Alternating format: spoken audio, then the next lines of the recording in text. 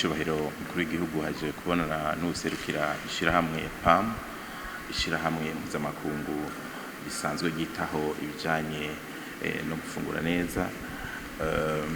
Baganiriye bitari bike kuko murazi neza yuko igihugu cy'u Burundi kiri mu ntumbero nshasha, aho nyine cyubahiro umukuru w'igihugu yavuze ati umuntu wese uronke ivyo gufungura kandi uronke n'amafaranga.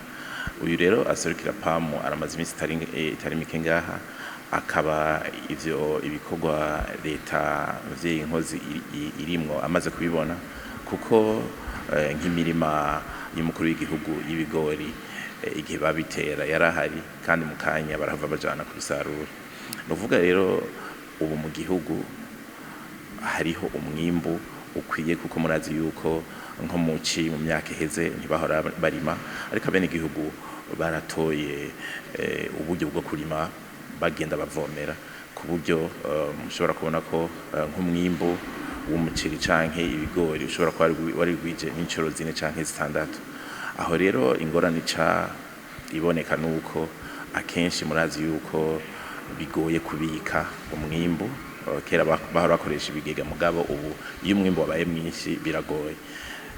Bakaba rero baganiriye ku bijanye nuko PAM ishobora gufasha kugira ngo uwo mwimbu ubikwe neza, kugira ngo abene igihugu baba usaruye, kuko ibari inyongera bashobora kuronka ukuntu bashobora gukura mu mafaranga azobateza imbere, ko abari kujana abana ku ishure, ko aba kugira ngo bivuze n'ibindi n'ibindi. PAM rero ico twashoboye kubona nuko idakora mu bijanye no gufungura gusa, irakora mu magara y'abantu, irakora mu bijanye n'indero, kuko nko mu ishure abana babigishije nabo nyene kurima canke bakabigisha gufungura neza. Hariho n'ico nyacubahiro umukuru w'igihugu amaze imisi avuga ati turimbura vyinshi mugabo ugasanga ntidufungura neza. Hariho burya n'inyigisho yo kugira ngo tumenye gufungura neza. Kera abakoroni bo bari baratuboheye amaboko imugongo bavuga bati inyama n'inkoko n'amagi biribwa n'abazungu canke abamaze kwisununura, ariko ugasanga rero ubu abantu ntibaratahura neza ukuntu baza barafungura neza. Ivyo rero PAM n'ayandi mashirahamwe bakaba bashaka yuko n'ibintu bisanzwe tudafungura umuntu ashobora kubihingura bikavamwo imfunguko. Banavuze n'ibijanye n'imigenderanire y'ibihugu tubana, burya nko ngaha muri Tanganyika hamaze kuza nk'ibintu vyo kwiyunguruza, hakaba hariho nk'ubwato buja nk'Impurungu canke Ikigoma canke Ikaremi. Ibintu twimbura ngaha birashobora gushorwa mu bihugu bibanyi, kuko igihugu cy'u Burundi kiri mu bihugu vya mbere muri Afrika birima kandi bikimbura, kuko mu bindi bihugu nko mu bihugu vya Togo na za Benin burya ntibashobora kurima ngo baronke ivyo bafungura n'ivyo bashora. Aho rero tukaba turi kugahiye, tukaba twibaza yuko mu misi iri imbere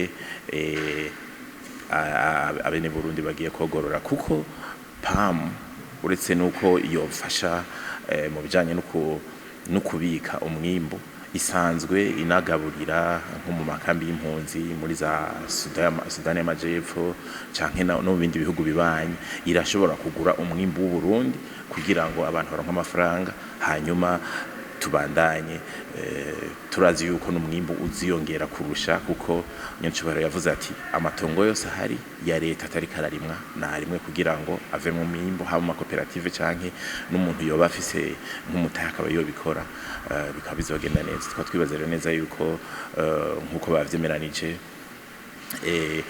ibisata byo umukuru w'igihugu bijejwe imigambi bigiye kwicarana n'abahinga muri PAM kugira barabe neza yuko ivyo bikorwa vyoja mu ngiro, kandi abarundi nk'uko nyacubahiro akunda kubivuga no kugira ngo abarundi bogorore mu vyo bakoze, hanyuma tubandanye dutera imbere.